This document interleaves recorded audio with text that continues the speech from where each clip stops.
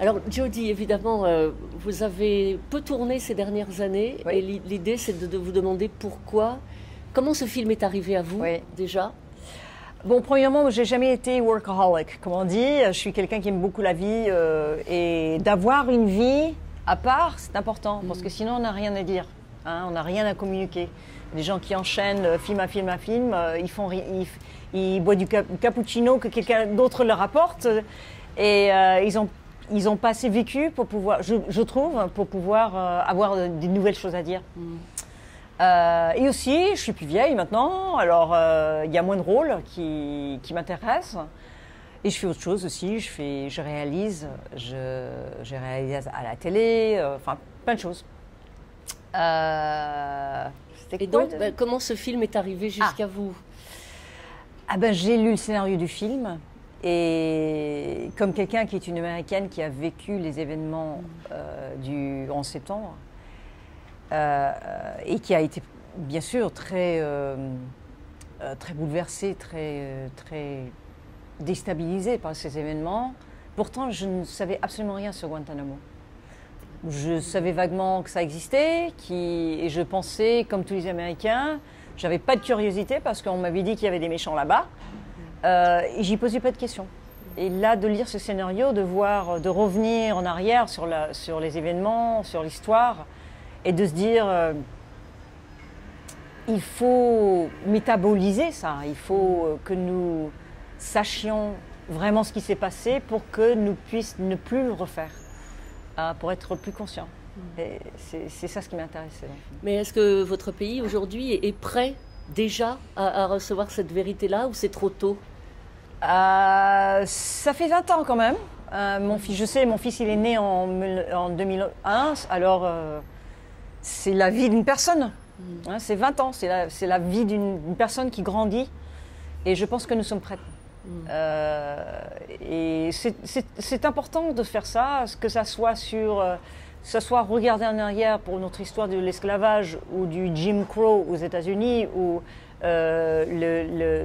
tous les événements, de toutes les choses, les expériences qu'ont vécues les Américains natifs, indigènes. Nous sommes une démocratie, nous sommes un pays qui vit à travers ça. Regarder en arrière, regarder les fautes qu'on a faites, de les assumer, prendre conscience et de renouveler constamment la démocratie en avant. Mais le phénomène s'est passé en France, mais comment vous expliquez justement que des peuples démocratiques depuis longtemps se cachent les yeux, se bouchent les oreilles quand il arrive quelque chose comme ça, presque collectivement? Oui. Il faut un ou deux, trois individus. C'est une humanité collective, c'est normal, c'est ce que les êtres humains font. Et je pense que le film, quand vous regardez le film, c'est vrai que c'est l'histoire de Mohamedou et de tout ce qu'il a vécu, mais c'est aussi l'histoire des États-Unis, un pays qui était pris par la peur, hein, la peur mortelle. Et au lieu de suivre la règle du loi, ce qui est là pour ça, en fait, ils ont suivi cette peur et ont essayé à travers les émotions, de dominer la situation et d'aller contre la loi. Et ça, c'est la grande faute qu'on a fait. Obama le sait, tout le monde le sait. Et maintenant, c'est le moment pour aller en arrière et de refaire les choses pour que nous ne le refassions encore jamais. Mais vous savez, les Américains, ils ont quand même cette qualité de pouvoir faire des films sur leur actualité récente que les Français n'ont pas. C'est le paradoxe aux États-Unis. Nous, pour la guerre d'Algérie, on est encore en train de faire des films dessus, quoi. Oui, c'est vrai. Et que ça continue, parce qu'il y a toujours des choses à dire là-dessus. Ça fait partie de notre histoire, le bien et le mal. Ça fait partie de nos corps, ça fait partie de nos expériences, ça fait partie de qui nous sommes. En fait, les bons et les mauvaises parties de nos histoires. J'ai lu dans le dossier de presse, vous aviez dit, ce qui m'a plu dans le scénario, c'est que ça n'allait pas être un film hollywoodien. Et je voulais savoir ce que ça voulait dire, cette expression du hollywoodien et du pas hollywoodien dans ce cas. C'est pas un film qui est trop sentimental, qui tire aux émotions. Il y a une qualité documentaire dans le film, parce que Kevin McDonald, il vient du documentaire. Mais en même temps, il a un sens du cinéma.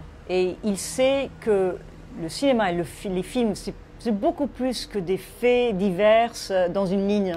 Hein, ceci s'est passé, puis après cela, puis après cela, puis après cela, puis après ils sont morts. C'est pas ça le cinéma. Le cinéma, c'est nous retrouvons les faits, nous retrouvons les histoires à travers les personnages, à travers leur transformation. Et le fait que Kevin, il est le metteur en scène parfait pour ce film, c'est parce qu'il a vraiment ces deux mondes, du documentaire et aussi du cinéma. J'imagine que pour vous, ça a été une expérience vraiment différente. Elles le sont toutes, mais très forte, parce que d'abord, vous incarnez quelqu'un de réel, et surtout, vous avez vécu avec peut-être Mohamedou Al-Slahi sur le tournage. Oui. À travers sa présence, il y avait tout à coup ce réel qui devait transformer votre sensibilité. C'est vrai que c'était une expérience de filmmaking qui est différente des autres que j'ai fait. J'ai presque jamais joué une vraie personne. La seule, c'était Anna Yowen Owens dans Alan the King. Et elle, ça faisait 200 ans qu'elle était morte. Et puis en plus, elle est une menteuse. Alors voilà. Mais devoir jouer quelqu'un de réel, c'est difficile parce qu'on a envie de changer les choses. D'ailleurs, j'ai changé les petites choses. On a envie de changer les choses pour mieux travailler le scénario. Et je lui avais demandé son approval, son accord. Son accord pour ça, parce qu'elle a dit la chose la plus importante, c'est de raconter l'histoire de Mohamedou et que lui, il a l'opportunité d'être le centre et d'être focalisé sur lui. Alors pour qu'il soit central, il fallait qu'il y ait des transformations des autres personnages. Mais pourquoi vous avez voulu qu'elle soit plus dure?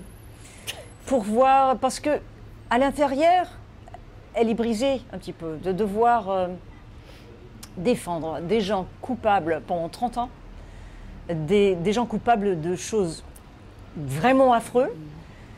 Il faut garder un écart. Et il faut, pour survivre, il faut faire ça. Et je voulais voir cette transformation à travers sa connexion et sa relation avec Mohamedou, quelqu'un qui, petit à petit, elle comprend qu'il n'est pas coupable et aussi, elle l'aime. Et c'est à travers l'amour pour lui qu'elle se transforme un peu, qu'elle s'ouvre un peu. Parce qu'elle ne pouvait pas s'ouvrir avant, c'était pas safe. On n'était pas sûr. Ouais. Pas sûr. Mohamedou, quand on le voit, il y a eu un documentaire du Guardian en février qui était formidable. Il est tellement doux, Mohamedou. Oui. Et je trouve que justement Tahar Rahim a ce côté presque enfantin, c'est vrai. sans rancœur, sans. Évidemment, on le dit après, mais ça semble vraiment être le bon acteur pour incarner ça. Oui, j'ai sauté de joie quand j'ai entendu que Tahar allait jouer Mohamedou. Ils ont des choses en commun, c'est vrai. La chose chez Mohamedou, ce qui est incroyable, c'est son sens d'humour, sa charme, sa curiosité devant le monde. Il adore le cinéma américain, il adore les comédies.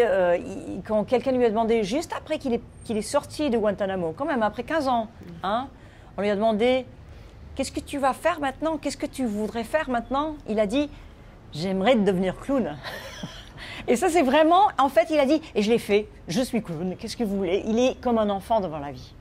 Il a beaucoup de résilience, comme on dit, il n'a aucune haine. Ça, c'est le plus incroyable. Et ça, c'est un travail spirituel qu'il a fait et qu'il a réussi à faire en prison, qu'il a gardé son lien avec Allah, qui lui a fait survivre en fait, et qui a fait survivre sa joie et sa manque de rancœur, vous vouliez dire, vers les autres personnes. Oui. Il a dit, il fallait, pour survivre, il fallait que je connaisse mes gardiens et leur demander des choses sur eux. Vous avez des enfants et comment vous ressentez tout ça, et votre politique c'est quoi, et la musique que vous aimez c'est quoi, à regarder la télé ensemble avec ses gardiens, même avec les gens qui l'ont torturé. Ça c'est un travail d'homme, ça c'est un travail spirituel. Ben, merci beaucoup. Merci à vous. Merci beaucoup.